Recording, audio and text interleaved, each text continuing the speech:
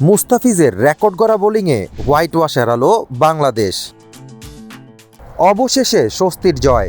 যুক্তরাষ্ট্রের বিপক্ষে টানা 2 ম্যাচ হারার পর সিরিজের তৃতীয় ম্যাচে এসে জয়ের দেখা পেল নাজমুল হোসেন শান্তর দল। মুস্তাফিজের 6 উইকেটে যুক্তরাষ্ট্রকে 104 রানে আটকায় বাংলাদেশ। কোনো উইকেট না হারিয়ে যুক্তরাষ্ট্রের ছুড়ে দেওয়া 105 রানের লক্ষ্য টপকে গেলেন 2 ওপেনার তানজিদ হাসান এবং সৌম্য সরকার। আগের 2 ম্যাচে যুক্তরাষ্ট্রের কাছে লজ্জাজনক হারের পর এমন কিছুই দরকার ছিল বাংলাদেশের আত্মবিশ্বাস ফেরাতে। জয়ের ভিত গড়ে দিয়েছিলেন মুস্তাফিজুর রহমান। 10 রান খরচায় 6 উইকেট শিকার করে ম্যাচ সেরার পুরস্কার ওঠে মুস্তাফিজের হাতে।